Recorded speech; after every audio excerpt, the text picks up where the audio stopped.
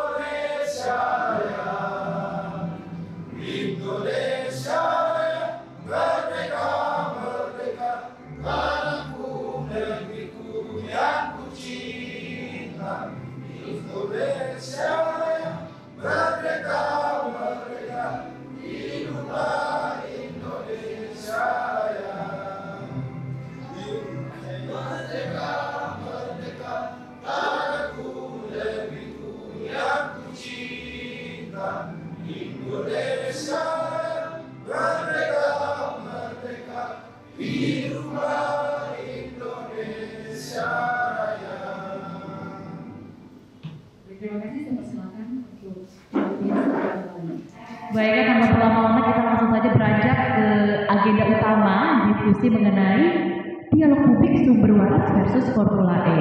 Sedikit flashback ya, kita ketahui, ini masih ingat ya, kan sumber waras masih pada ingat? Masih, Formula E juga. Ya kita ketahui pada tahun 2014, ini diketahui bahwa Pemprov DKI membeli lahan milik Yayasan Kesehatan Sumber Waras pada tahun 2014 sebesar 800 miliar rupiah.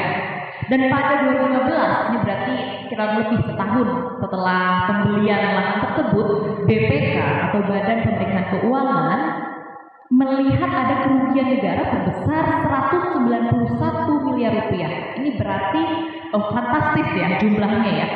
Tidak sesuai dengan harga lahan yang sebenarnya. Ini ada kerugian negara sebesar 191 miliar rupiah dalam proses pembelian lahan tersebut karena Pemprov DKI membeli dengan harga yang lebih mahal dari seharusnya. Lalu kasus ini pun menyeret Gubernur Jakarta dan pada waktu itu adalah Ahok, Basuki Cahayapurnama. Dan pada bulan Oktober tahun 2015, 6 anggota DPRD DKI Jakarta meminta KPK menyelidiki potensi kerugian dalam pembelian lahan rumah sakit sumber waras berbekal laporan BPK tersebut pada tahun 2015. Lalu sekitar 2 bulan berlangsung, pada Desember 2015, KPK pun mengumumkan telah memulai penyelidikan atas dugaan korupsi tersebut dengan menjadikan hasil audit BPK. Namun sekian lama berlalu, seolah-olah tidak ada perkembangan atas kasus ini.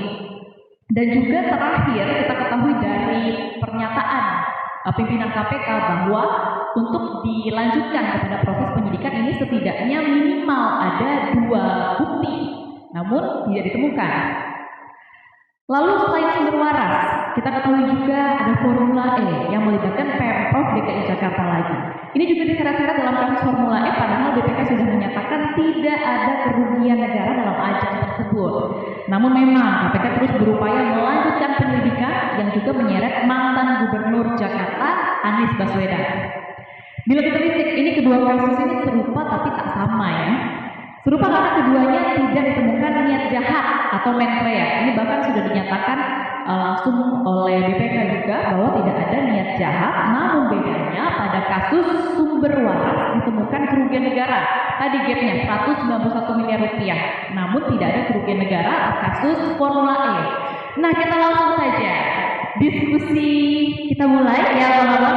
Mungkin pertanyaan pertama ini, bagaimana sih perspektif atas kasus ini? Mungkin aku mau mulai dari Bang Saud terlebih dahulu, ex-komisioner KPK. Ada temuan baru nggak sih Bang atas 2 kasus ini?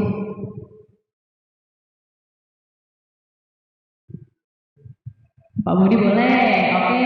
Kita boleh lempar dulu ke Pak Budi. Baik, nanti tinggal kita ulik lagi ya dari Mas Budi selaku pakar hukum tata negara. Ada temuan baru apa Bang atas kasus ini? Serupa tapi tak sama.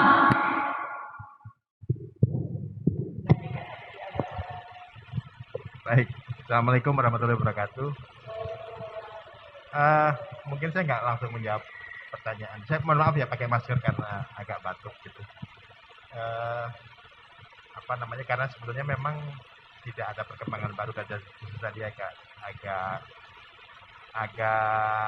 bertanya-tanya kenapa topiknya, saya tadi bilang Pak Saud, topiknya menyandingkan 2 peristiwa yang jauh waktunya begitu, dan sebetulnya ini kayak out of nowhere gitu kan. Kita nggak ngomongin sumber waras dan kita kaitkan dengan itu. Tapi oke, mungkin saya akan memberikan disclaimer dulu ya. Yang pertama adalah karena saya dari institusi media gitu, saya akan menyampaikan apa-apa yang sudah menjadi temuan Tempo gitu. Dan yang kedua, yang namanya temuan Tempo ya pasti temuan faktanya fakta jurnalistik, bukan fakta hukum gitu. Itu yang disclaimer pertama. Nah,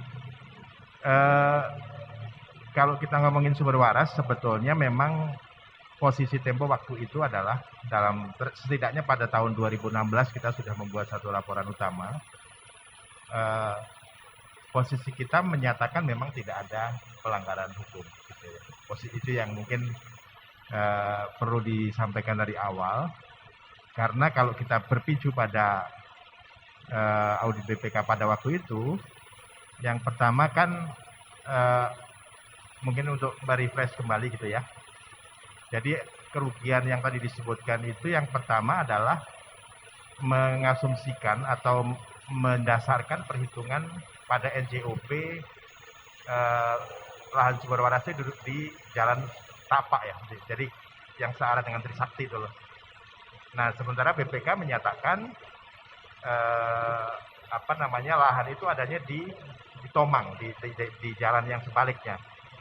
Nah, dengan perhitungan NJOP 2013, maka BPK menyatakan ada kemahalan pembayaran oleh pemerintah DKI. Nah, temuan Tempo di lapangan, karena waktu itu kita melakukan cross check, sebetulnya antara Tomang dan Tapa itu ya satu wilayah NJOP. Jadi dulu namanya ada kategori AB gitu ya. Dan memang itu AB itu NJOP-nya 20 juta sekian per meter.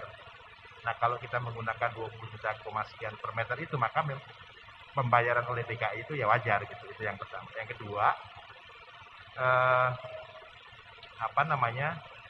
dasar NJOP juga yang membuat nilainya berbeda. NJOP yang dipakai oleh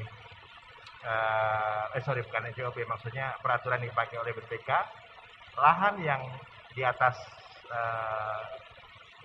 1 atau 5 hektar itu, mungkin nanti Pak Saud mungkin bisa mengoreksi kalau saya salah, itu harus melalui prosedur yang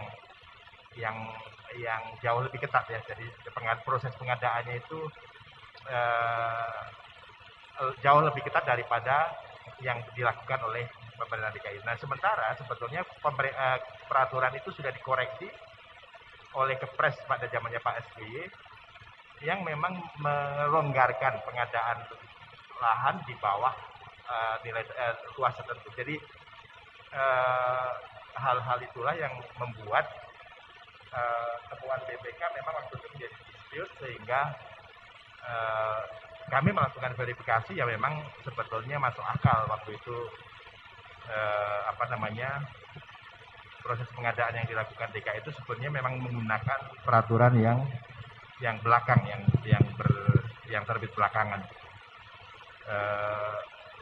Jadi kalau kita perhatikan memang waktu itu Tempo menyimpulkan tidak ada atau tuduhan atau hasil audit dari BPK itu waktu itu memang tidak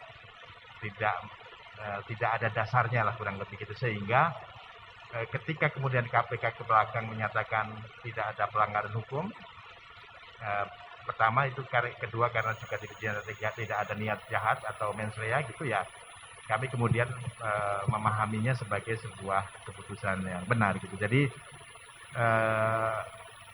dasar, sekali lagi ini adalah temuan Tempo pada waktu itu ya. Saya nggak tahu kalau ternyata mungkin KPK di bawah Pak Saud waktu itu menemukan fakta-fakta yang lain, tapi waktu itu temuan Tempo pada tahun 2016 memang seperti itu. Nah, kalau sesuai dengan topik pada siang hari ini, kalau kita mengaitkan dengan Formula E, sebetulnya memang sekali lagi ini temuan atau fakta-fakta jurnalistik yang diperoleh oleh Tempo. Yang pertama, kita sudah cross check ke beberapa proses pembayaran gitulah ya, semacam lisensi, pembayaran lisensi itu ya uangnya memang masuk ke dalam penyelenggara Formula E. Itu yang pertamanya. Yang kedua, proses penganggarannya yang banyak juga dipersoalkan, memang itu juga menjadi dispute karena ketika dibayarkan itu ya dengan menggunakan uang pinjaman dari Bank DKI itu seolah-olah dilakukan sebelum ada persetujuan DPR. Tapi kalau kita baca penjelasan dari pemerintah DKI ya di bawah gubernur yang zaman itu Pak Anies gitu, ya masuk akal juga gitu. Jadi memang karena ada deadline pembayaran Formula E, maka dipakai bridging, pendanaan bridging ya istilah. Jadi dipinjam dulu dari Bank DKI, baru dibayarkan kembali setelah ada persetujuan untuk APBD perubahan yang disahkan oleh DPRD. Nah ini mungkin nanti Mas Margarito atau Pak Saud juga bisa membandingkan sebenarnya kayak gitu lazim nggak? Kalau menurut saya memang dari sisi substansi memang jadinya soal kerugian negara itu pembuktiannya jadi lebih panjang karena uangnya memang betul-betul kemudian sudah dibalikkan, sudah dikembalikan dari yang dipinjaman tadi, begitu APBD keluar masuk lagi ke Bank DKI. Nah sementara Bank DKI itu langsung masuknya ke pemilik dari Formula E ini. Nah ini kalau saya mungkin tadi fakta-fakta jurnalistik yang kami peroleh di Tempo seperti itu. Jadi dua-duanya sebetulnya kalau dibandingkan seharusnya memang tidak dipaksakan untuk menjadi pidana. Gitu ya kalau menurut saya. Dan saya bukan ahli pidana gitu, tapi dari kita wawancara, dari info-info yang diterima, karena tidak ada satu atau setidaknya dari penyidik yang ada di KPK itu belum memiliki keyakinan memiliki dua bukti yang cukup, maka tidak boleh dipaksakan untuk menjadi proses selanjutnya. Itu yang sejauh ini kami temukan di lapangan. Gitu. Baik, Bang Budi selaku jurnalis senior, ini berarti bisa dikatakan temuan di lapangan memang tidak ada bukti, minimal bukti, yaitu ada 2 bukti daripada kedua kasus ini tidak ditemukan ya sampai sekarang. Ya, sejauh yang kami peroleh di lapangan seperti itu. Jadi kami kan waktu terutama ya kalau yang di kasus sumber waras itu kan dispute-nya jelas banget antara BPK dan KPK gitu. Dan kami kemudian verifikasi dengan dokumen, dengan fakta di lapangan. Ya kesimpulan kami waktu itu memang tidak ada pelanggaran pidana gitu. Nah yang formula ini agak sedikit berbeda karena di level teknis penyelidikan itu tidak merasa yakin menemukan dua bukti cukup adanya kasus korupsi, tapi di level pimpinan atau setidaknya sebagian level pimpinan itu memaksakan untuk masuk ke penyidikan. Bahkan kalau yang pernah ditulis juga di koran Tempo kan menyebutkan ya udahlah masukin dulu penyidikan, nanti kalau nggak ditemukan toh bisa dicabut lagi. Ini konteksnya agak berbeda karena zaman 2016 undang-undang KPK masih undang-undang yang lama.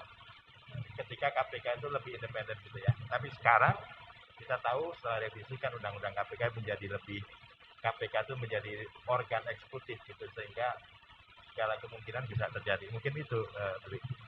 Oke, baik.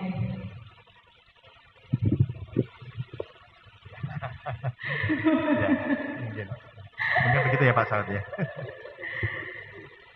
Tempo ya. Bagaimana bisa ditanggapi mungkin? Iya benar. Jadi memang kalau di edisi beberapa hari yang lalu itu kan lagi-lagi itu karena dispute antara deputi penindakan ya yang merasa dipaksa untuk meningkatkan kasus ini ke penyidikan, sementara dia dan timnya tidak menemukan atau belum menemukan fakta-fakta hukum yang bisa mendukung, maka dia memilih mundur gitu, kembali ke institusinya. Padahal waktunya juga belum sampai gitu. Sekali lagi ini temuan jurnalistik ya, bukan temuan jurnalistik, garis bawahi. Oke baik, ini mau siapa dulu yang mau saya tanya? Bang Saud, Bang Maririto? Oke. Dari kacamata ex-komisioner KPK, Bang Saud, bagaimana Anda menilai kedua kasus ini?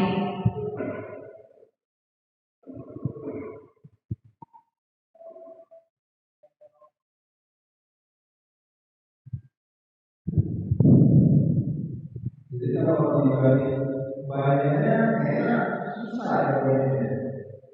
Nggak ada ekor gitu. Yang ekor itu bisa ekornya ada peok itu busuk gula yang ada gitu. Kalau menurut saya kata busuk gula itu adalah sama itu seperti ekor busuk itu. Jadi kalau sumber waras itu memang diperoleh prosesnya itu ya prosesnya kayak ini akhirnya. Ya, agak berbeda dengan ini merupakan proses jelas. Jadi pertama DKI memiliki rencana untuk kemudian melaksanakan itu adalah sampai pelaksanaan di sini itu pada Juni 2022 di lokasi dalam COVID, terus kemudian di sini ada pergeseran dari tahun ke tahun, terus di sini ada komisi E, di sini ada delegasi, di sini ada Menpora, di sini ada BKI, dan dipahami.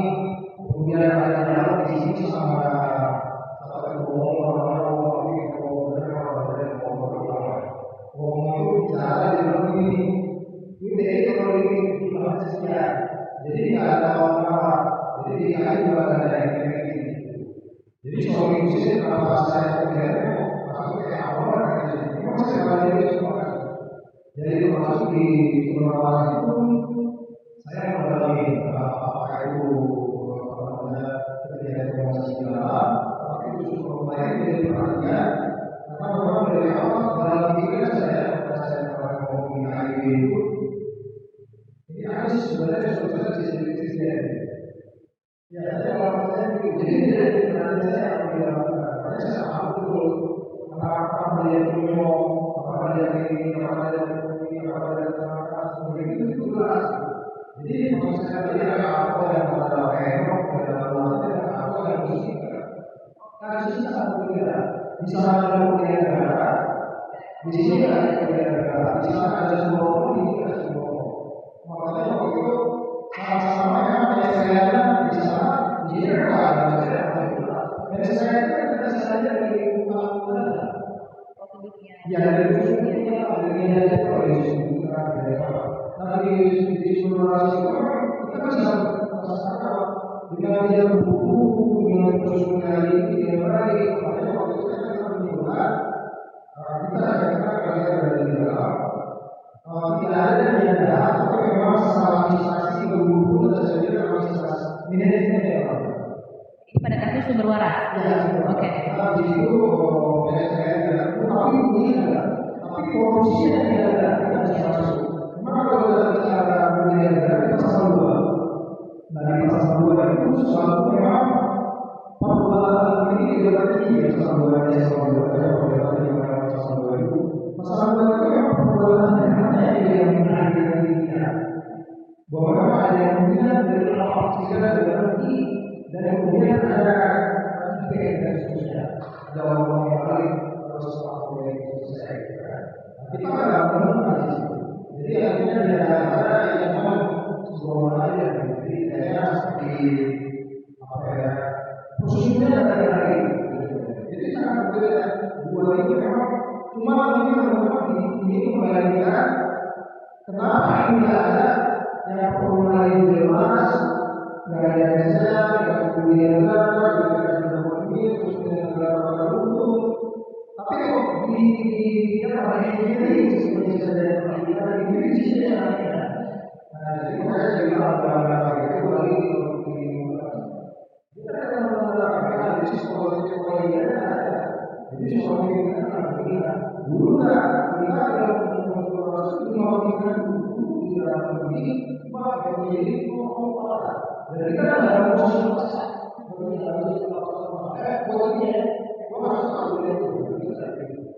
sekarang ini jadi beda jadi dari saya katakan hal-hal yang begini terbukti dari mana niat dan karya proses dijalani lalu itu secara ada kunci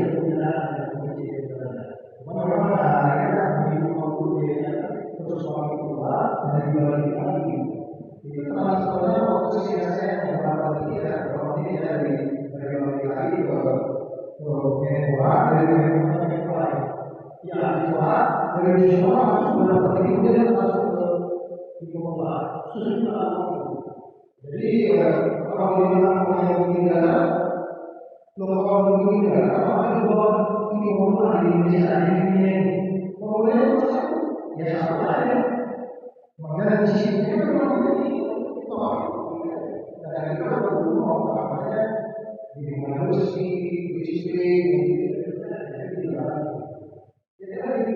jadi saya bilang kalau mau dikerjakan belum ada jadi tipologi kepemimpinan ada yang tipologi kepemimpinan kalau ini versinya itu walaupun ada kasus yang tidak ada tapi tipologinya ini bisa beda sekali kalau bergerak kalau bicara kesempatan kalau kasus sendiri dalam pikiran saya sama-sama tidak ada niatnya di sini tidak ada juga tapi di Solo kemudian ada lagi tapi tidak ada di sini tidak ada kalau kita mau diskusi dari pendekatan apa namanya pemimpinannya bagaimana dia mengelola politik kita masih awal bagaimana awal yang bersama tadi dikelola dengan baik. Setuju, dari panitia mungkin bisa jadi catatan ya. Diskusi mendatang kita bisa bahas nanti tipologi kepemimpinan terkait kasus ini. Luar biasa. Berarti kalau tadi saya garis bawahi dari Bang Saud ini sebenarnya ya sama-sama apel, cuma satunya apel busuk, yaitu kasus sumber waras berarti ya. Satunya apel segar. Iya.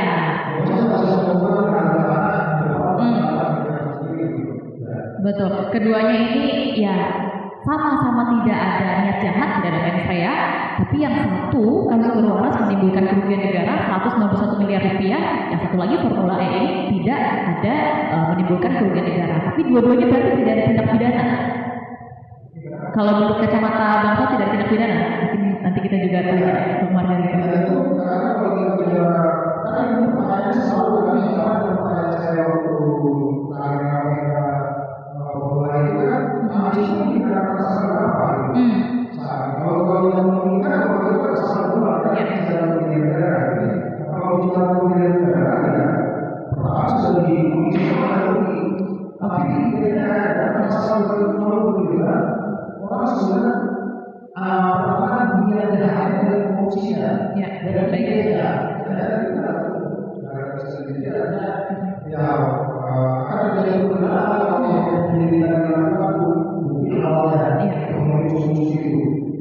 Dan secara tidak langsung Bang Saud ini mengatakan bahwa pada kasus sumber waras mungkin pengelolaan dana pada APBD sembrono, gitu ya.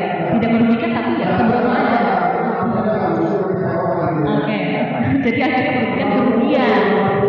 Iya, kayak ya mungkin kehidupan sehari-hari juga kita boros, lupa manajemen finansial, akhirnya ya merugikan kita sendiri tapi gak ada niat jahatnya.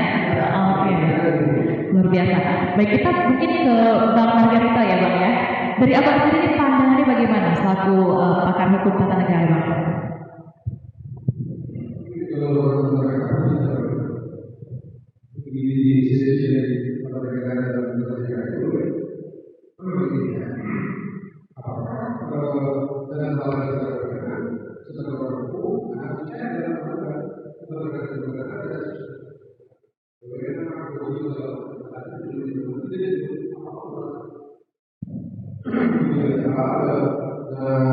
Karena itu maka pertanyaan pertama yang kami apakah tindakan hukum terhadap perbuatan itu based on the law? Bicara tadi selalu berdasarkan kita ada di Restra dan seterusnya dan itu butuh hukum tidak ada alasan untuk berfungsi tidak ada sebagai tapi sebelum seperti itu saya ingin begini semua akhirnya kasus itu tidak berlaku kalau tidak salah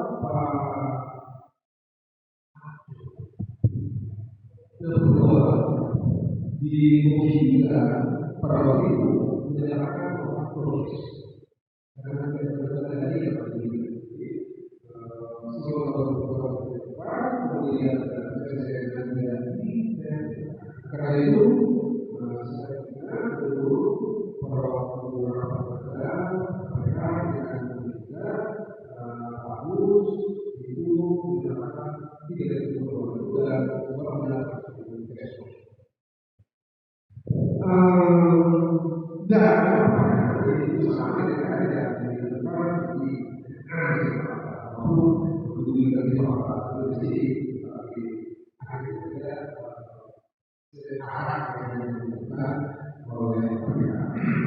jadi lebih tidak perlu berarti karena pertemuan berarti terus dia yang apa itu faktanya dan sekarang kita fakta itu ada yang dulu ada satu yang mulai dari tadi mulai dari juga karena dia dan dalam sejarah kita harus ingat bahwa jurnalis berkarakter dulu yang akan menjadi jurnalis investigasi itu dia baru negara waktu jadi sama sudah dan sudah lapar dipakai sebagai hasil oleh kasus seperti itu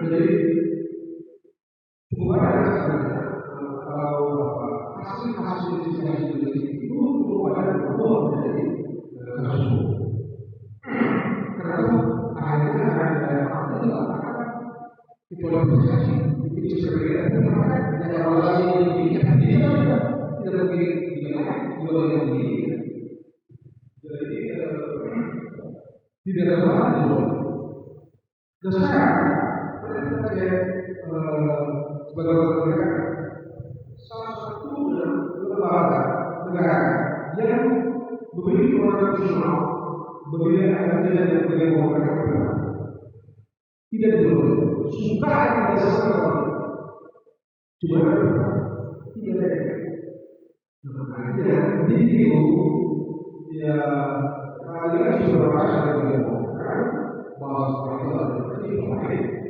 di kasus ini tidak ada di dunia berperan tidak menemukan apa yang Jadi, boleh pasangan boleh. Jangan dikira bahwa pasangan pelanggaran hukum, bahwa pelanggaran hukum yang berat itu bisa dilakukan di negara demokrasi. Tidak. Tidak. Selalu bisa terjadi di negara demokratik. Penegakan hukum yang miring-miring, yang ngawur, yang sembrono, itu ditemukan kok di mana-mana di negara demokrasi. Anda tahu waktu 1953 dari Truman ke Eisenhower, Truman itu mau membawa Standard Oil ke pengadilan. Jaksa Agung sudah menemukan clear, tinggal tuntut pakai Antitrust Act, pakai Clayton Act. Tapi begitu Eisenhower naik, Eisenhower bilang, no, don't you give that ke court. Why? Karena kita punya polisi menangani Timur Tengah, bukan kasus itu. Jadi close case. Ini negara, ini Amerika, ini dewanya demokrasi loh. Demokrasi akal-akal juga. Kita jangan Pak Kisman, jangan terlalu mengidolakan Amerika Serikat. Itu negara paling amburadul. Begitu soal demokrasi Pak Kisman. Ada banyak sekali. Urusan mereka itu jago itu karena mereka punya senjata yang tidak ada tandingan. Nah, sekarang ini mereka lagi kelimpungan karena berhadapan dengan Cina. Salah satunya yang bisa menggertak Amerika sekarang juga Cina. Rusia agak sedikit takut. Nah itu bikin dia agak oleng sedikit sekarang ini. Jadi urusan dunia internasional ini urusan kuda kayu, urusan hukum rimba. Siapa yang kuat dia menang. Dia mau ngaur. Jangan dikira bilang pers tidak bisa tutup atau orang mengkritik pemerintah tidak tangkap. Terlalu tangkap orang kok. Mas penjara. Franklin dan Roosevelt tangkap orang mas penjara hanya karena mengkritik New Deal. Jadi jangan dikira bilang Amerika negara demokrasi itu tangkap orang kacau balau itu. Jadi kita jangan terlalu dengar Amerika juga. Begitu ya. Dan itu sebabnya juga jangan ada pikir bahwa ini negara demokrasi terus kasus yang kayak begini tidak bisa terjadi. Tidak. Kekuasaan bekerja dan begitu banyak wajah dan begitu banyak cara. Beliau pernah di KPK. Mungkin beliau tidak didekati orang kekuasaan. Tapi apakah beliau tahu bahwa setan lain masuk dengan cara yang lain, di tempat yang lain, yang berakhir di situ? Agak susah menjelaskannya. Dan itu bisa terjadi. Nah, di titik itu, menarik memang, kita melihat apa yang tadi Mas Budi bilang sedikit, soal pulang ke rumahnya Pak Direktur pendidikan ya. Pendidikan. Ada direktur penuntutan, kemudian ada deputi penyidikan, dan ada satu lagi itu pergi dari KPK. Hanya karena berbeda pendapat misalnya dengan pimpinan dalam menentukan ada tidaknya tindak pidana naik atau tidaknya dari penyidikan ke penyidikan, itu betapapun terlihat sebagai hal biasa, tetap saja itu meninggalkan sebuah soal yang mesti kita persoalkan. Karena apapun itu, karena masalah itu menunjukkan bahwa ada yang busuk, ada yang salah, ada yang tidak proper dalam penanganan kasus Formula E ini. Saya juga memegang dokumen lumayan lengkap kasus Formula E ini. Apa yang tadi Pak Saud bilang dengan pembayaran itu dari Bank DKI yang masuk sebentar ke rekening Dispora, lalu segera setelah itu pindah ke sana. Deal Dispora dengan Bank DKI itu terjadi setelah Komisi E sign setuju perubahan APBD untuk pembiayaan Formula. Jadi nomenklatur, jadi secara hukum harus dianggap bahwa nomenklatur pembiayaan Formula E itu sudah ada di dalam APBD. Atas dasar itu, karena kadang kalau orang tata negara bilang ada necessity, ada kebutuhan yang tak bisa dicari, take it or leave it. Jadi tidak ada space untuk menghindar dari kenyataan itu, dan satu-satunya cara adalah diskresi. Atau kebutuhan itu mengharuskan pemerintah mengambil tindakan hukum untuk memastikan kegiatan itu berlangsung. katakanlah, katakanlah itu dipersoalkan. Dan kalau itu dipersoalkan, pertanyaannya adalah apakah ada keuntungan yang tidak wajar yang diperoleh oleh Formula E atau panitia? Ada apa tidak? Apakah ini ditemukan oleh penyelidik di KPK? Saya mesti bilang, saya tidak punya pengalaman di penyidikan, tapi saya mesti bilang bahwa harus dianggap tidak ditemukan setidaknya hingga detik ini, hingga saat ini. Sebab kalau ditemukan tanpa direktur penuntutan dan penyidikan tidak pergi dong. Kita mesti menganggap tindakan dua orang itu beralasan karena mereka yang memegang kendali penyidikan teknis. Kan setelah data itu dipegang oleh mereka itu baru dibawa ke dalam rapat pimpinan, baru pimpinan tahu gitu kan. Tapi day by day, senti demi senti, mili demi mili, itu ditahu oleh penyidik dan direktur penyidikan. Karena dialah yang memberikan panduan teknis kepada penyidik untuk melakukan penyidikan itu. Pasti bukan Pak Saud, kalau masih di komisioner dulu. Yang memberikan panduan teknis sidik menyidik itu. Kenapa pertanyaannya begini? Kenapa kok ini tidak ada? Kenapa Anda bikin pertanyaan begini? Kenapa bikin pertanyaan? Kenapa tidak muncul pertanyaan ini segala macam? Itu pasti direktur penyidikan. Bukan Pak Saud. Pak Saud baru akan muncul ketika kasus itu setelah fakta itu sudah dikumpulkan, dikonstruksi, disajikan dalam rapat pimpinan, barulah, loh, kok kenapa begitu? Kenapa begitu? Kira-kira begitulah ya. Dan ya, karena itu tadi itu ya. Dan itu sebabnya saya berpendapat bahwa tindakan sejumlah orang yang kredibel, yang profesional meninggalkan KPK karena soal ini harus dianggap beralasan. Itu pula menandai bahwa tidak ada bukti yang cukup untuk dijadikan dasar mengkualifikasi perbuatan Formula E itu sebagai satu perbuatan melawan hukum. Itu satu. Yang kedua, ini menarik. Di Formula E tidak ditemukan mens rea. Di sini saya tahu KPK belum secara official mengatakan ada mens rea. Yang sejauh yang saya tahu. Belum secara official menyatakan ada mens rea. Cuman saya pernah menemukan ada satu ahli yang kalau tidak salah pada waktu itu diperiksa oleh KPK, diminta pendapat oleh KPK dan menyatakan ada mens rea. Saya di sisi lain berbeda dari itu. Mengapa? Saya setuju dengan Pak Saud. Mens rea itu diperoleh dari memeriksa rangkaian perbuatan, rangkaian peristiwa, rangkaian fakta. A, B, C, D, E. Fakta ini dirangkai, barulah dapat dipastikan ada atau tidak mens rea. Mens rea bukan barang yang ada di dalam tanah atau yang dihipotesiskan atau diasumsikan. No. Mens rea didapat dari rangkaian, memeriksa rangkaian perbuatan. Kesesuaian antar fakta itulah yang memberikan keyakinan atau menjadi dasar disimpulkan, dikonstruksi ada atau tidak mens rea. Dan saya dalam satu kesempatan mengatakan bahwa tidak ada mens rea. Bagaimana mens rea kok pakai koordinasi? Bagaimana mens rea kok lapor ke Kementerian Dalam Negeri? Bagaimana ini? Bagaimana begini? Anda begini ya? Anda begini ya? Anda begini. Barulah dilakukan perbuatan itu. Sebelum itu juga pergi ke Kementerian Pemuda dan Olahraga. Bagaimana ini bisa dilaksanakan? Oke, Anda boleh laksanakan tapi begini. Dan itu diikuti sejauh fakta yang saya peroleh. Begitu itu. Dua. Yang ketiga, itu tadi uang. Uang itu tidak ngendap sekian hari atau sekian jam di dispora. Jadi bagaimana Anda bicara mengenai putaran bunga di situ? Enggak ada. Pak, dapatkah Anies uang,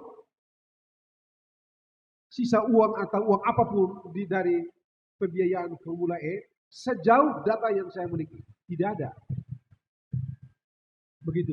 Jadi dari rangkaian perencanaan, realisasi yang konsultasi Kemendagri, ke Menteri Pemuda Olahraga, pergi ke DPRD, bicara juga di DPRD, cukup jelas menunjukkan bahwa tidak ada dasar untuk mengatakan adanya mens rea. Dari rangkaian perbuatan ini pun cukup berdasar atau beralasan untuk menyatakan bahwa tidak pula ada sifat melawan hukum perbuatan dalam peristiwa ini. Itu sebabnya memang beralasan kalau Pak Karyoto dan beberapa orang itu pergi meninggalkan KPK. Saya rasa, tapi di atas itu semua kita juga mesti mengerti bahwa ada omong kosong besar sekali kalau mengatakan bahwa penegakan hukum itu tidak ada kaitan dengan politik. Itu omong kosong. Anda lihat sekarang ini, di Amerika Serikat misalnya, Trump lagi pusing menghadapi FBI. Rumahnya digeledah. Biden juga pusing, digeledah juga. Mike Pence juga sama juga, digeledah juga. Ini memunculkan pertanyaan lain Pak Isman. Apakah politik itu dikendalikan betul-betul oleh presiden dan segala macam, atau ada setan lain yang ikut mengendalikan politik itu? Gitu loh. Karena ini presiden ini Amerika Serikat, digeledah. Digeledah. Mantan presiden digeledah juga.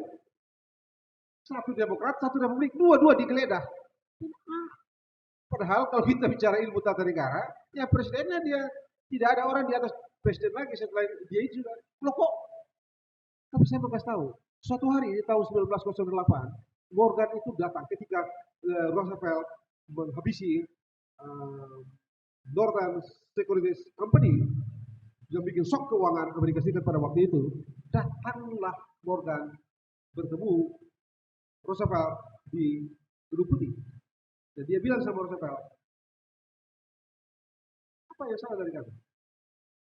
Kalau Anda menemukan ada pekerjaan kami yang salah, begini aja, kirim saja orang Anda, Attorney General Anda, atau Menteri Kehakiman Anda, bertemu dengan orang kami, orang hukum kami, dan biarlah mereka nanti yang periksa. Itu corporate, itu bos oligarki top. Jangan salah. Morgan adalah orang yang meletakkan dasar-dasar corporate governance 1870. Jadi yang begini-begini ini kita tidak boleh berpikir cuma presiden. Kita mesti pastikan adakah orang lain di luar presiden yang bekerja atau tidak. Itu biasa di dalam politik demokratik sekalipun. Itu biasa dalam politik. Nah, supaya kita sehat berbangsa dan bernegara, jangan ada pertanyaan-pertanyaan yang kayak begini ini muncul di tengah kita ini yang punya Pancasila ini. Saran saya kepada Tuan Putri, berhenti cek ini berbulan. Oh, barang yang KPK yang menurut konstitusi punya kewenangan menyatakan ada tidaknya kerugian keuangan negara, menyatakan juga tidak ada kerugian, menyatakan tidak ada kerugian keuangan negara. Di sisi yang lain, dulu bilang ada kerugian keuangan negara, case-nya close juga. Sekarang tidak ada kerugian keuangan negara, Anda paksa pakai apa? Nanti orang bilang ini sembrono, kelewat sembrono. Sembrono itu kan katanya tidak enak. Untuk kita yang orang-orang tua ini, begitu Pak. Kita yang sudah tua ini kalau dibilang sembrono kan tidak bagus, tidak enak. Gitu kan? Kalau ada baru umur-umur yang begitu kan, kalau anak umur-umur baru ya 17-18 tahun dibilang-bilang begitu ya belum ada. Tapi kalau kita udah 50 ke atas ini ya janganlah. Jadi saya mau saran kepada Pak Putri dengan segala hormat pada Pak Putri, udahlah keskos. Jangan paksakan. Terlalu susah. Nanti Pak Presiden kita susah. Karena ini musim politik. Nanti orang bilang jangan-jangan Pak Presiden yang suruh Pak Putri, padahal Presiden tidak tahu apa-apa kan. Kasihan Pak Presiden ini. Sudah urus bangsa ini susah. Begitu baru ditambah lagi dengan penilaian kayak begitu, padahal dia sendiri tidak tahu kan, menyusahkan beliau. Jangan. Orang ini sudah, andai kata ada waktu lebih dari 24 jam, saya rasa Pak Jokowi itu memerlukan waktu lebih dari 24 jam untuk mengurus negara ini. Waktu yang cuma 24 jam, waktu itu kan sudah dipakai luar biasa ini. Janganlah kita ditambah-tambah masalah untuk beliau. Untuk urusan-urusan yang tidak perlu ditambah-tambah ini.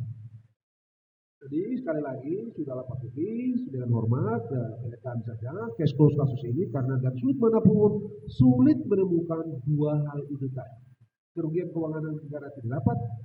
Dulu kan saya tambah sedikit. Dulu kan KPK itu tidak perlu desak-desak BPK kan.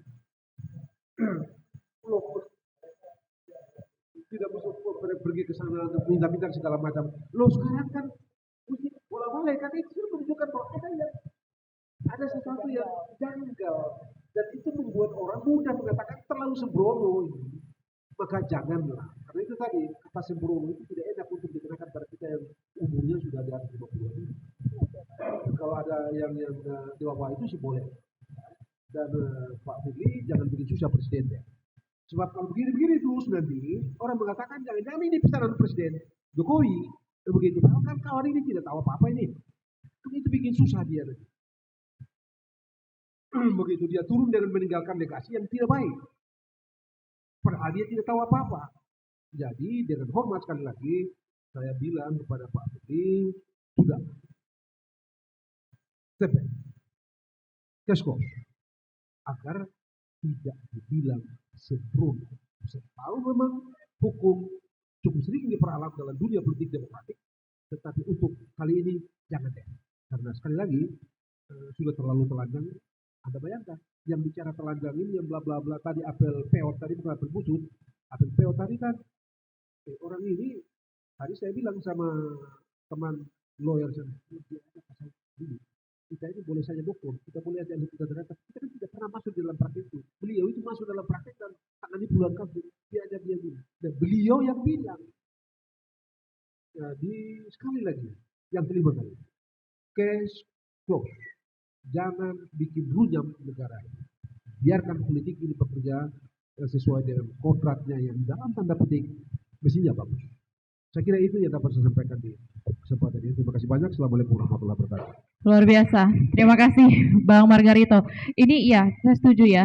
Berarti memang kalau dari Bang Margarito sendiri menyarankan untuk KPK, terutama Pak Firly Bahuri sebagai ketuanya, untuk menutup saja kasus ini. Menurut saya kasus ini karena tadi tidak ada mens rea, lalu juga tidak ada penyelewengan wewenang, begitu ya. Dan akhirnya ini menjadi dikaitkan juga dengan agenda politik gitu akhirnya, yang takutnya malah merepotkan. Iya, betul, setuju.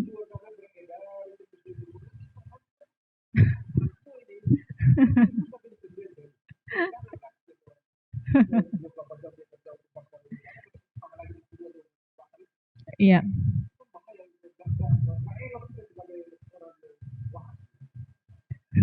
Waras ya Bang ya. Iya, kita juga melihat di berita ya, sekitar 3 minggu yang lalu Pak Firly Bahuri juga sempat mengatakan bahwa kasus Formula E ini akan segera diputuskan. Apakah ada penetapan tersangka atau apakah akan ya. Iya. Betul.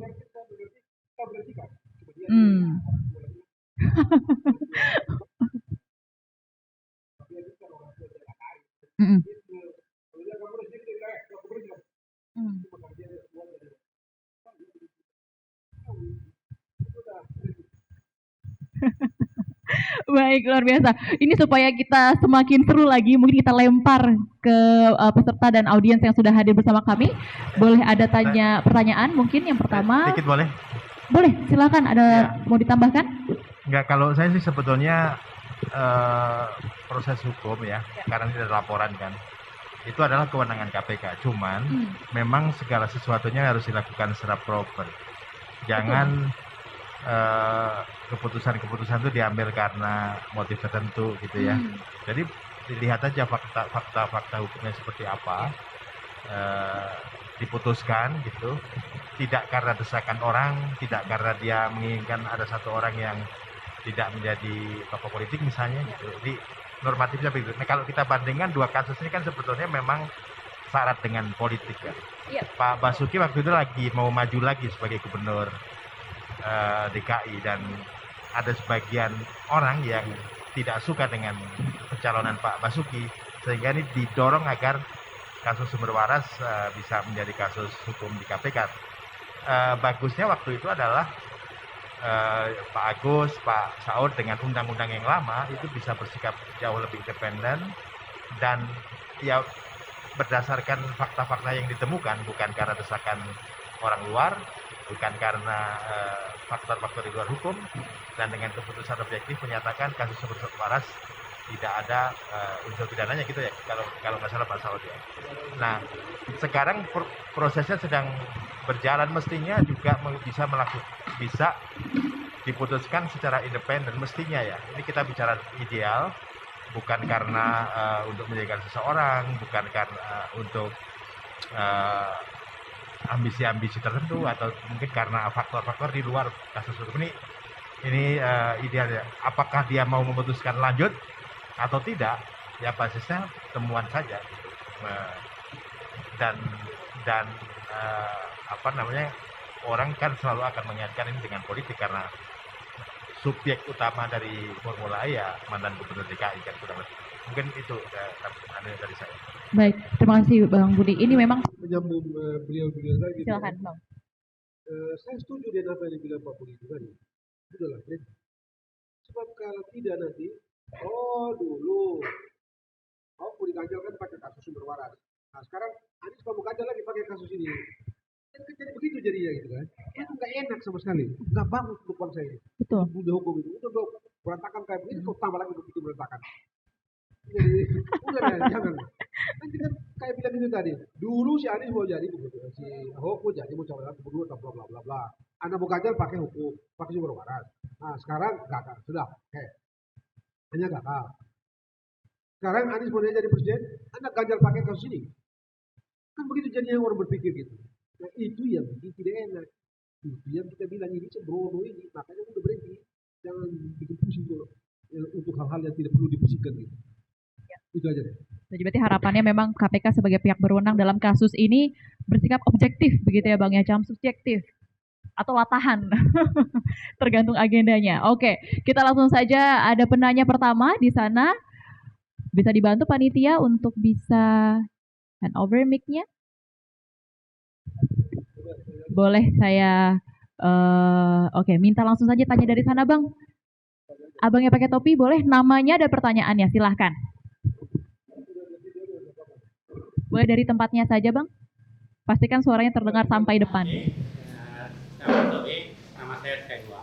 Sebenarnya yang kita harus itu anatomi KPK itu kan, panselnya aja nggak jelas, punya kepentingan. Sekarang kita harus lihat KPK itu kepentingan alat penguasa. Karena pansel dipilih oleh presiden dan jadi alat penguasa. Kita tahu siapa orang KPK. Sebenarnya ketua KPK itu kan kena cacat, udah cacat. Pernah di KPK kena sanksi mengakukan itu. Kalau dipilih ketua, secara moral dan etika, dia tidak boleh lagi ketua KPK. Kedua, katanya tidak ada kasus Sumber Waras. Notarisnya siapa? Ada hubungan dekat apa enggak? NJOP tanahnya. Sebenarnya kita ngangkat kasus Formula, banyak kasus korupsi. Mandalika, Kenya, ketahanan pangan yang diumbang yang dibuat Ruth, harusnya kau berani KPK memeriksa Jokowi, mengadili dan dihukum mati. Itu yang tahu. Jadi proses hukum negara ini gak ada kepastian hukum. Sebagai tata negara pun udah salah negara ini, udah amburadul. Sebagai ini habis tata negara cuma Bang Mati itu. Saya kenal Bang Tony di Medan waktu kami demon. Abang sebagai intel kan, anggota BIN kan. Panggilan Abang Tony kan. Abang lupa sama saya. Kena abang anggota intel, saya bilang, kok Bang Tony kok bisa jadi KPK ini intel? Ada kepentingan apa? Terima kasih ya Bang. Ya Bang, terima kasih. Ada kontor intel sering ini. Baik, bagaimana? Mungkin mau ditanggapi dari Bang Saud? Wah, sore ini ada kontor intel ya, tahu cover name saya di Medan Operasi Intelijen namanya Tony gitu. Bang Tony ya, jadi Bang Tony Bang Saud nih. Jadi gini, sebenarnya gambar besar Republik ini sekarang kan penyebabnya itu hanya dua aja sebenarnya. Yaitu yang disebutnya sebagai kleptokrasi dan plutokrasi. Jadi korupsi yang dilakukan oleh kekuasaan dan dilakukan oleh uang. Dua itu aja. Jadi apa yang terjadi carut marut sekarang ini masih di situ aja penyebabnya. Jadi selama itu belum diselesaikan, selama money politik belum kita bereskan dengan baik, karena kan akhirnya kita berpikir bahwa kita mencari seseorang yang saya suka yang bisa memberi sesuatu balikan kepada saya, gitu. Karena kan tadi sudah Bung Margarito sudah mulai menjelaskan, ini kan begitu juga Mas Budi sudah menjelaskan tadi bahwa ini ada kaitan dengan kondisi-kondisi yang sedang kita hadapi. Ya sudah jelas lah faktanya bahwa Anies disebut sebagai presiden yang terpopuler saat ini kan begitu ya. Ya walaupun kita bisa debat lah gitu ya, capres sebagai yang menurut saya akhirnya banyak ada apa namanya upaya-upaya yang menunjukkan bahwa yang bersangkutan integritasnya bla bla bla bla bla bla bla bla. Tetapi mereka lupa yang namanya integritas itu sebenarnya itu ada sesuatu dari dalam. Jadi Anda nggak bisa membedakan, saya bilang tadi apel peot dengan apel yang utuh itu memang ya udah peot aja begitu gitu loh. Agak berbeda dengan apel yang utuh gitu. Jadi nggak bisa dibandingkan dalam pengertian bahwa kalau kita kembali kepada sistem politik kita yang masih plutokrasi dan kleptokrasi ini, kalau kita nggak selesaikan dengan baik, apa caranya Pak Saud? Ya kita harus pilih presiden yang benar.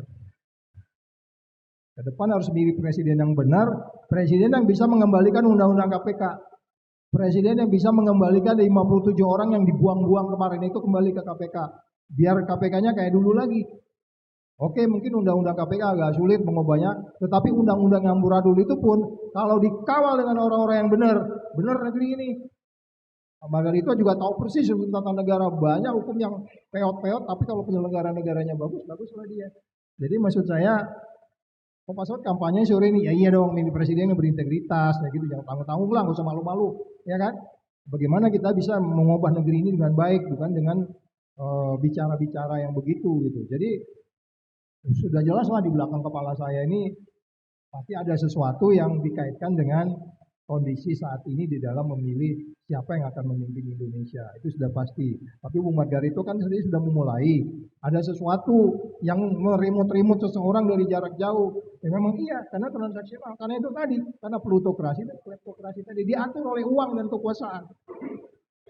Nah, itu selama nggak bisa kita jalankan. Tadi Bung Margarito sudah bilang, Amerika sendiri nggak begitu. Yes, kita nggak ingin kayak Singapura sampai bisa 80 indeks persepsi korupsi. Kalau hari ini kita indeks persepsi korupsinya 34. Kita minimal kayak Amerika aja deh, 70 indeks persepsi korupsinya. Oh, kok Pak Saud gimana? Iya, Amerika juga nggak bersih-bersih amat presidennya. Kan udah jelas rumahnya digeledah sama FBI. 70 aja kita, 70. Nggak bisa kayak Singapura lah. Atau naik dikit di atas Malaysia gitu. Sekarang Malaysia 45 atau 50. Maksud saya gini, kalau kita bicara, hari ini kan dua tema ini kan isunya itu korupsi. Udah bener nggak kita memberantas korupsi ini? Ya kan?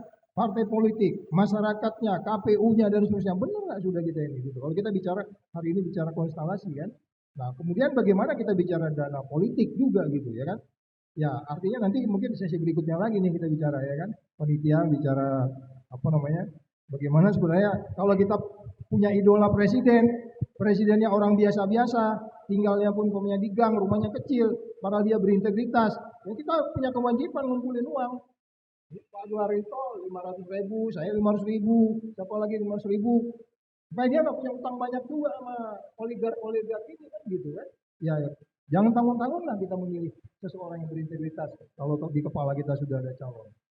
Kok jadi bicaranya capres ya? Ini tujuan kita diskusi hari ini apa? Mencari pemimpin nasional kan? Setuju. Iya. Karena ada calon yang baik, dikejar-kejar gitu loh.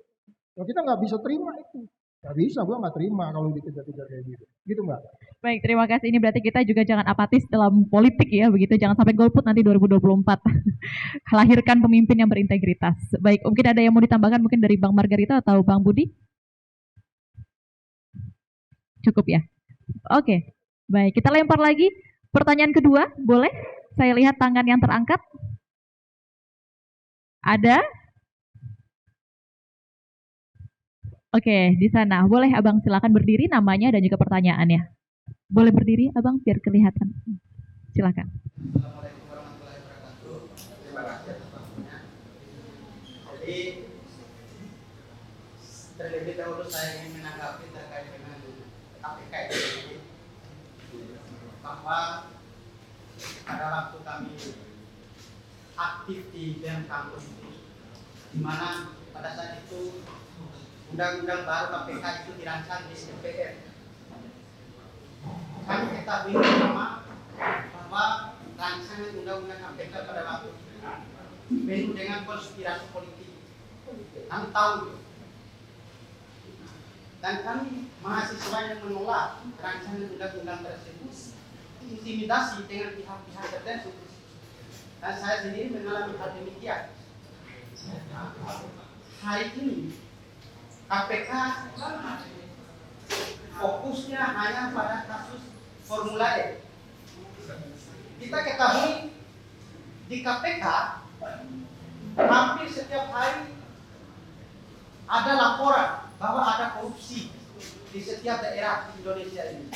Tetapi hari ini sampai hari ini KPK hanya fokusnya pada kasus Formula E.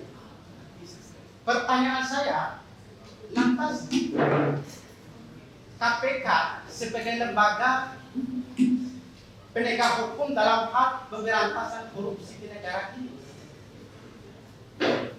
kedudukannya dalam hal menanggapi setiap aspirasi maupun laporan masyarakat yang masuk ke KPK itu, sejauh mana mereka itu bisa menindaklanjuti laporan-laporan yang masuk di KPK itu dari masyarakat. Itu satu. Yang kedua, bagaimana kedudukan BPK dalam setiap temuan-temuan kerugian keuangan negara lalu ditindaklanjuti oleh KPK sebagai lembaga pemberantas korupsi. Mungkin itu saja pertanyaan saya. Sekian, wassalamualaikum warahmatullahi wabarakatuh. Langsung saja kita mungkin Pak Saud boleh menanggapi.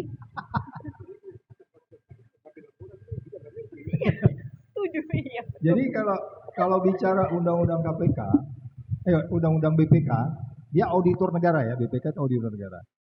Kalau dia menemukan sesuatu, dia harus melaporkan ke penegak hukum. Bahkan kalau dia tidak melaporkan ke penegak hukum, dia bisa dihukum. Itu BPK, itu undang-undang BPK. BPK itu disebut loh ya di dalam Undang-Undang Dasar 45 ya. Dia auditor negara, beda dengan BPKP walaupun KPK juga dalam beberapa perhitungan negara minta BPKP. Artinya temuan-temuan dia itu atas nama undang-undang konstitusi negara kita. Dia lebih tinggi. Nah, pertanyaannya adalah bagaimana temuan-temuan ini bisa ditindaklanjuti, itu memang persoalan lain. Itu persoalan lain. Bagaimana temuan-temuan ini bisa ditindaklanjuti, itu persoalan lain.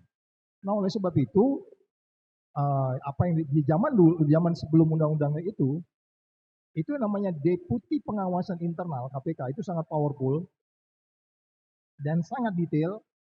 Saya sering memberi contoh, ada tangan kanan megang tumbler, tangan kiri megang komputer, kaki kanan mencet lead, itu bisa dipotong gaji di KPK. As simple as that. Saya salah ngomong di TV, hampir dipecat saya.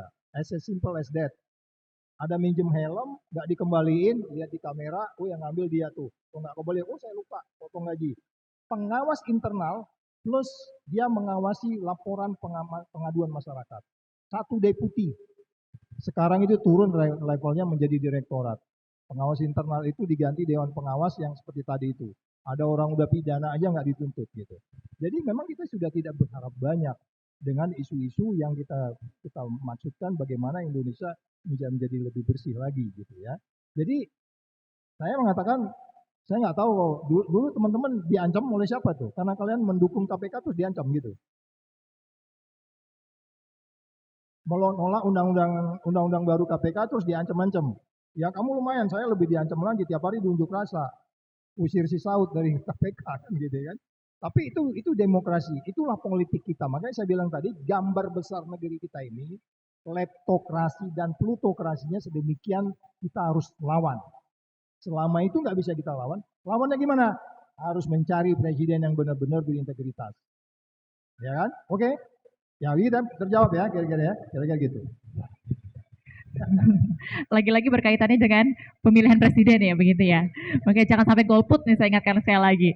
Oke, kita lanjut lagi. Mungkin ada penanya ketiga. Oke, berarti ini mungkin bisa menjadi catatan juga untuk panitia ya, untuk mendatangkan pelapor sumber waras kasusnya. Ini bisa mungkin kita bisa lebih perdalam lagi diskusi mengenai sumber waras. Tapi memang yang kita ketahui kalau dari KPK sudah menutup kasus ini, begitu ya Bang ya. Kalau untuk sumber waras ya, benar-benar tidak ditemukan niat jahat dan juga tindak pidananya. Baik, mungkin dia mau ditanggapi, Bang? Saya hanya menambahkan berbedanya adalah di Formula E itu niat jahatnya itu di luar panitia justru. Kan pernah beberapa Bagaimana nih, kali Bang? diteror, nggak Ya. diizinkan, sampai akhirnya nebengin pohon. Pihak luarnya siapa kan nih kalau harus menurut Abang? pindah. Ya di luar Formula E itu niat jahatnya ada ada sabotase. Siapa itu? Kita bisa bayangkan siapa-siapa mereka yang tidak mengendaki itu. Pindah sana, pindah sini. Bicara ini kan event internasional yang menuju kepada simbol-simbol negara. Jadi negara-negara besar dunia itu cara dia menghargai masyarakat dunia, nilai-nilai dunia itu seperti apa negara itu, ibu kotanya gitu kan. Jadi artinya itu yang mau diambil dari sebenarnya dari pelaksanaan Formula E. Tapi kemudian kenapa kok banyak sekali orang yang kesannya pingin menggagalin itu. Gak usah kita tunjuk lah, tapi kita bisa rasakan bagaimana dukungan itu muncul, bagaimana tidak dukungan itu muncul, itu sudah terlihat. Jadi niat jahatnya itu di luar Formula E sendiri, di luar panitianya. Baik, kalau sumber waras? Ya memang dari awal memang kelihatan bahwa itu kan kita sudah sebutkan tadi, nggak ketemu niat jahatnya, cuman dia seperti nggak ngerti manajemen, sembrono dan sebagainya.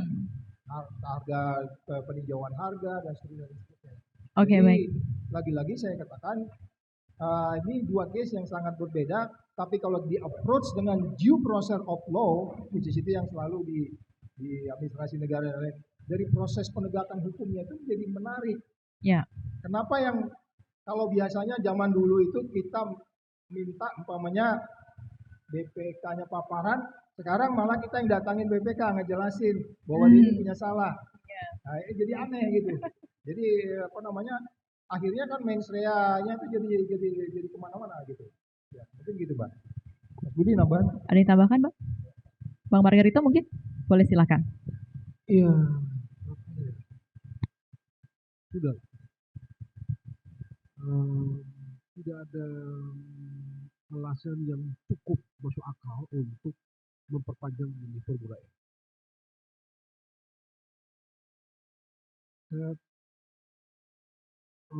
Saya rasa orang-orang teknik di KPK, teknis di KPK, penyidikan itu kesulitan menemukan fakta untuk dikonstruksi hingga berakhir pada dua hal itu tadi, adanya melawan hukum dan ada kerugian keuangan negara. Jadi pilihan terbaik adalah case close. Saya baru mengerti betul, baru tersadar sekarang tadi setelah Pak Saud bilang itu tadi, mula-mula kan kalau tidak salah tempat Formula E itu mau dibikin di Monas itu kalau nggak salah ya. Bla bla bla bla bla bla, lalu akhirnya bikin di Ancol gitu kan, dan mesti bangun lagi dan segala macam. Nah, itu dia betul. Saya ingin berhenti di soal agak sedikit politik gitu ya. Saya mau fokus di teknis saja. Tadi itu niat jahat, mens rea itu ditemukan berdasarkan konstruksi atas rangkaian fakta. Anda tidak masuk di dalam perut orang, Anda tidak bisa tanya orang itu benar. Rangkaian fakta, konstruksi atas rangkaian fakta itulah baru Anda temukan ada atau tidak mens rea. Itu satu. Kerugian keuangan negara juga begitu. Anda mesti konstruksi berdasarkan fakta. Begitu juga dengan melawan hukum. Dan sebagai orang hukum, melawan hukum dalam tipikor itu seluruhnya administrasi negara. Tidak ada yang lain. Melawan peraturan pemerintah, melawan surat edaran, perpres, permen, macam-macam itu per bla bla bla bla. Itu yang dikonstruksi menjadi melawan hukum. Yang dari semula sifatnya pidana tertransformasi karena ada kerugian keuangan bla bla bla bla itu menjadi tuntutan hukum pidana.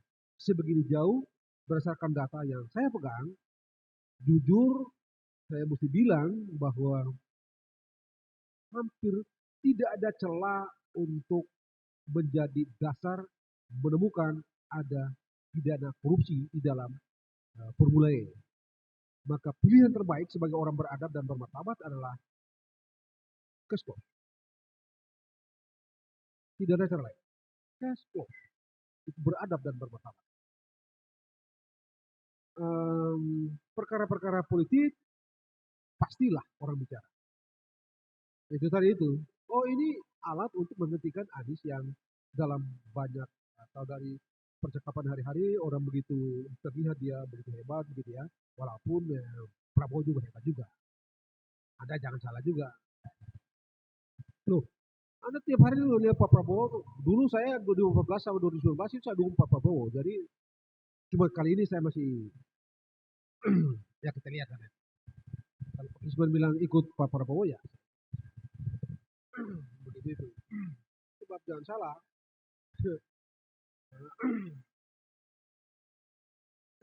Betul memang.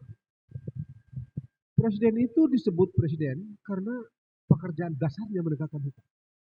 Tidak ada pekerjaan lain. Disebut dia presiden karena kerjaannya menegakkan hukum. Karena itu dia chief of law enforcement. Secara teknis memang kita mesti create mana batasnya kapan kau masuk dan kapan tidak boleh masuk. Oke, tapi by konseptual dia chief.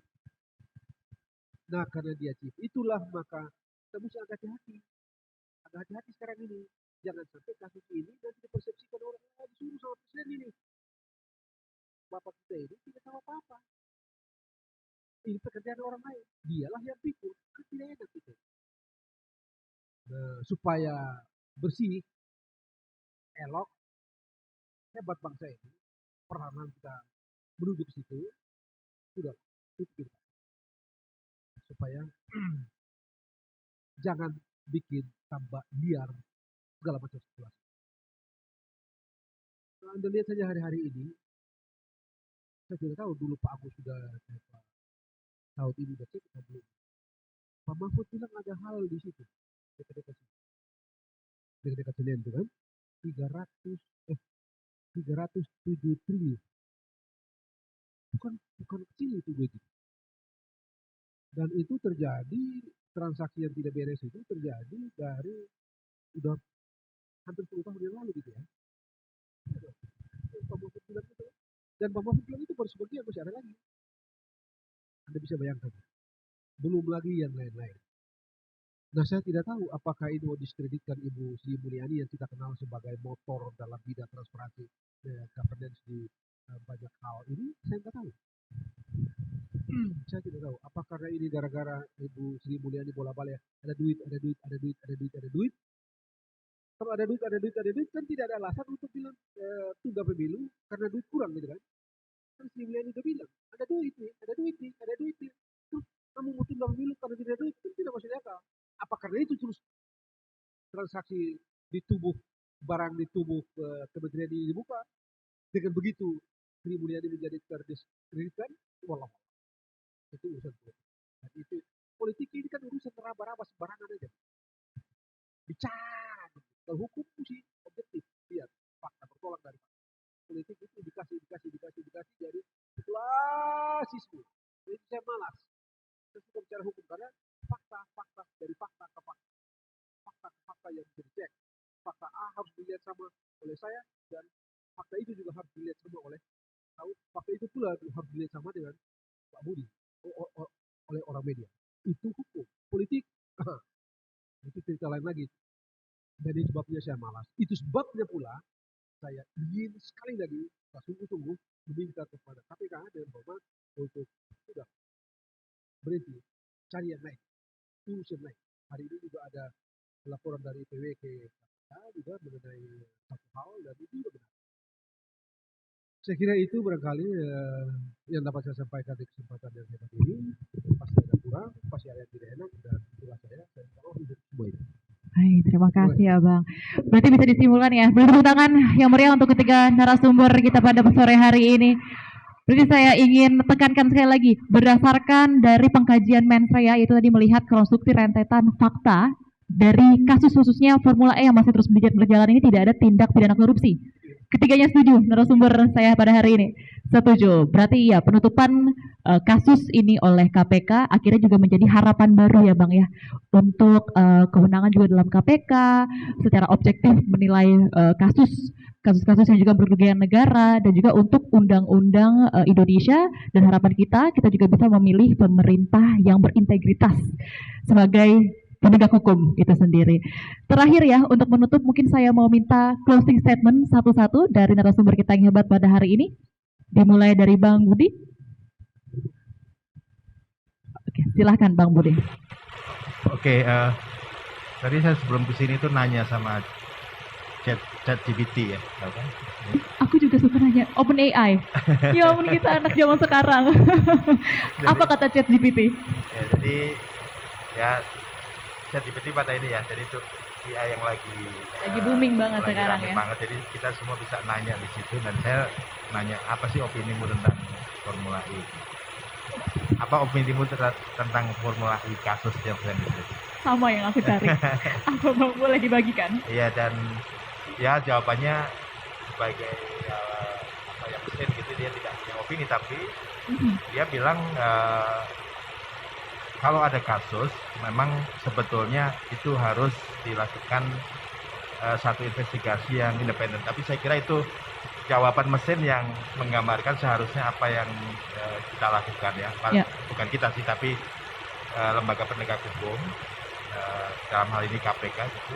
Jadi bertindaklah secara objektif mungkin berdasarkan temuan fakta dan data yang objektif begitu. Jadi jangan dipaksakan dan hindari motif-motif di luar hukum. Tapi itu saya kira jawaban ChatGPT itu memang diperoleh dari mesin, tapi saya setuju dan sepakat dengan kesimpulan. Ini saya kaget sih sebenarnya, Abang Budi juga pakai ChatGPT seperti saya. Mungkin teman-teman juga ada yang pakai ChatGPT nggak di sini? ChatGPT? Nggak ada ya? Kita berdua berarti. Oke, mungkin kita bisa move on to Bang Saud, boleh Bang? Iya.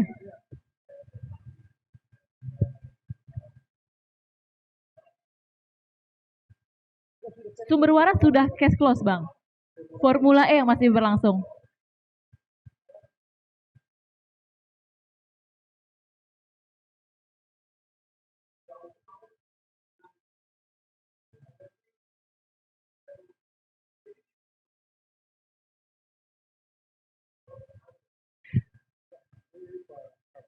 Bang Saud, mungkin berapa persen Bang? Possibility-nya berapa persen ini Anies saya tersangka? Silakan Bang Saud. Ya, jadi itu yang disebutnya due process of law, itu yang banyak diskusi Bang di negara-negara manapun selalu. Due process of law itu adalah bagaimana kita menjalankan hukum. Ya kan? Kalau kita bicara undang-undang KPK jelas. Kalau kita bicara KUHAP juga jelas. KUHAP itu seperti apa. Tapi kan kemarin mereka mau bikin proses yang baru. Due process, new process gitu. Yang katanya disebutnya ya penting naikin dulu lah, tanpa TSK juga, tanpa tersangka juga, itu makin ngawur lagi kalau saya bilang, ya kan, tanpa TSK itu itu nggak pernah terjadi di zaman KPK berdiri. Anda menaikkan ke penyidikan tanpa tersangka. Jadi lagi-lagi perdebatannya due process of law itu juga semuanya di belakangnya isunya itu ya kleptokrasi dan plutokrasi, itu tetap aja gitu. Jadi kekuasaan dengan uang dan politik dengan kekuasaan. Oleh sebab itu sekali lagi saya katakan kita nggak boleh berada di jalan yang tengah-tengah, ya kita harus berada di jalan yang tegas, sikap kita tegas gitu bahwa integriti itu tidak bisa dinegosiasikan, zero toleran terhadap korupsi. Tapi sebenarnya jangan juga diam, karena orang-orang yang tidak berintegritas ini akan terus berupaya untuk kemudian mengganggu orang-orang berintegritas untuk memimpin republik ini. Itu sangat common sense di negeri manapun, ya kan? Memperpanjang kekuasaan, orang lain nggak boleh ikut, kita perpanjang kekuasaan, orang lain nggak ikut di situ. Itu sudah sangat common sense. Oleh sebab itu, kalau kemarin kita belakangan ini banyak bicara wisdom crowd ya, itu Eliezer itu nggak akan bebas dapat sekian bulan kalau kita nggak wisdom crowd. Nah untuk kasus 2024 ini wisdom crowd kita harus keluar. siapa sebenarnya yang pantas jadi presiden di Republik ini, ya kan? Kita pakai hati nurani kita supaya kita nggak seperti sekarang ini jadi kayak kesana kemari. Di zaman Orde Lama, kata Orde Baru lah katakan, ketika KPK belum ada, itu indeks persepsi korupsi kita pernah turun 2. Tapi di era yang sekarang ini, indeks persepsi turun dari 40 ke 34. Anda bayangkan turun berapa itu? Padahal sudah ada KPK-nya, sudah ada teknologi, sudah ada segala macam, kesadaran hukum, sudah tanda tangani piagam PBB anti korupsi. Jadi kalau bahasanya pemberantasan korupsi, kita ini sudah going nowhere. Kita nggak jelas mau kemana, nabrak sini, nabrak sana, nabrak sini. Makin kacau lagi ketika KPK dengan undang-undang baru. Ya kan? Ini yang saya katakan kembali lagi, ya tetap harus bayar pajak. Kasihan juga kalau negeri nggak bayar pajak. Tapi 300 triliun itu harus dipertanggungjawabin. Ini menganggap Bung Margarito. Harus ada yang dipenjarakan. Karena itu TPPU sudah. TPPU itu Anda nggak perlu predicate crime. Ya kan? Pasal 69 itu jelas. Kita nggak perlu predicate crime. Anda tidak bisa membuktikan harta yang Anda miliki. Itu pencucian uang. Jadi sekali lagi, hal-hal seperti itu kan dibutuhkan KPK yang clear juga. Kan? Pemimpin negara yang tone of the top-nya jelas kan. Ya nggak? Tone at the top-nya harus jelas kan. Pengarahannya. Tadi kan dia bicara. Presiden itu daily-nya, dia itu bicara penegakan hukum. Hari-hari itu dia bicara itu. Dan itu digaji. Itu dia. Ya kan? Bukan untuk ganti undang-undang KPK misalnya begitu. Itu ya agak lain gitu. Ya karena gue nggak bisa terima itu undang-undang KPK diganti. Itu mungkin Bung Parti. Ya, silakan Bang. Begini Pak Fisman. Akibat hukum terdekat dari andai saja KPK menaikkan mulai penyidikan dan menetapkan Anies tersangka, itu ditetapkan. Itu aja. Tapi ada kemungkinan nggak sih Bang? Bisa tetapkan? Oke. Saya ini tidak punya kemampuan itu. Sebagai orang hukum saya hanya bisa mengatakan bahwa kalaulah Tidak bisa jadi capres. mereka memiliki kemerdekaan menjadikan Anies tersangka dalam kasus Formula E, maka akibat hukum langsung dari penetapan Anies sebagai tersangka adalah Anies tidak bisa capres. Dia orang Ambon yang mendukung Anies, sudah habis. Pindah ke Prabowo. Tapi memang sampai saat ini belum ditemukan minimal 2 bukti untuk maju ke penyidikan. Sekarang kan belum, tapi tadi kan dia bilang tuh. Apalagi tadi kan tadi mereka bilang kalau dipaksa udah pokoknya hantam dulu. Hantam dulu aja, bikin wisdom crowd-nya dulu ya. Hantam dulu, misal berikut. Tidak di Ambon sana, pukul misal banget. Maka akibat langsung dari tindakan itu adalah Anies, ente punya sohib itu, saya punya sohib itu, konco itu, saya bisa jadi capres.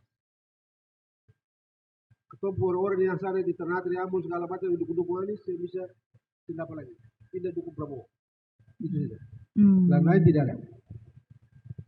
Baik, sudah cukup jelas ya. Ini saya sekali lagi ingin tanya, apakah ada yang ingin menambahkan atau bertanya? Ini kesempatan terakhir. Sudah ya, kita tutup, kita lanjutkan closing statement dari Bang Budi sudah? Bang Saud, silahkan Bang Saud dari ex-komisioner KPK. Closing statement. Oh ya, closing statement-nya ya kita tutup aja. Ya kan? Tadi kan sudah case close gitu closing statement-nya. Case close. Kira-kira gitu. Mas Budi mungkin udah. Oke, baik. Lanjutkan Bang Margarito, silakan.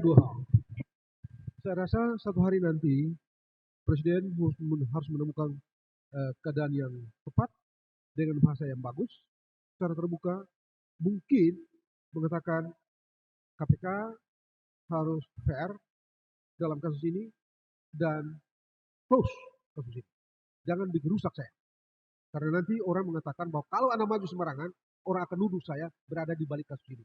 Karena itu saya berharap betul satu hari nanti dengan situasi yang dalam keadaan yang tepat, Presiden dengan bahasa yang dengan tone yang manis, tone yang santun, dapat mengirimkan pesan yang elegan kepada KPK untuk hentikan ini kasus. Why? Karena saya cukup percaya kepada Direktur Penuntutan, Koordinator Penyidikan, dan para penyidik itu, orang-orang jago itu, pasti memiliki alasan yang membuat mereka hingga saat ini tidak memiliki keberanian atau tidak memiliki alasan untuk menaikkan perkara ini ke tingkat penyidikan.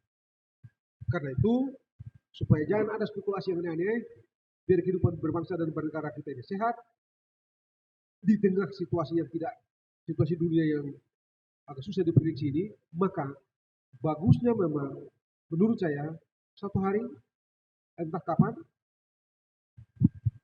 Presiden dapat menggunakan panggung di sana, sampaikan pesan itu pesan hebat kepada KPK untuk tidak bermain-main dengan kasus ini.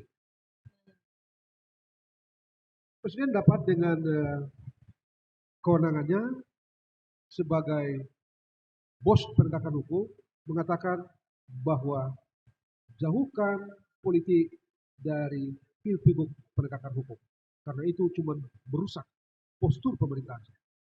Itu saya harap dari Presiden. Dan tapi jauh lebih bagus kalau sebelum sampai ke situ Pak Firly keluar bersama teman-teman 5 komisioner itu keluar dan secara elegan, secara terbuka mengatakan kami tutup ini kasus karena secara teknis tidak ada alasan untuk dinaikkan. Saya kira itu jauh lebih bagus. Dan itulah yang saya harapkan dari tempat ini kepada KPK dalam kasus ini. Terima kasih banyak. Assalamualaikum warahmatullahi wabarakatuh. Waalaikumsalam warahmatullahi wabarakatuh. Beri tepuk tangan sekali lagi untuk ketiga narasumber kita. Terima kasih saya ucapkan sekali lagi untuk Bang Saud Simatupang selaku ex-komisioner KPK. Terima kasih Bang Budi Setiarso, jurnalis senior. Terima kasih Bang Margarito Kamis selaku pakar hukum tata negara. Saya Bibi Krisami mengucapkan terima kasih juga kepada seluruh peserta yang hadir pada dialog publik kasus Sumber Waras versus Formula E pada hari ini. Saya Bibi Krisami pamit undur diri. Terima kasih dan sampai jumpa di kesempatan selanjutnya. Bye. Wassalamualaikum warahmatullahi wabarakatuh.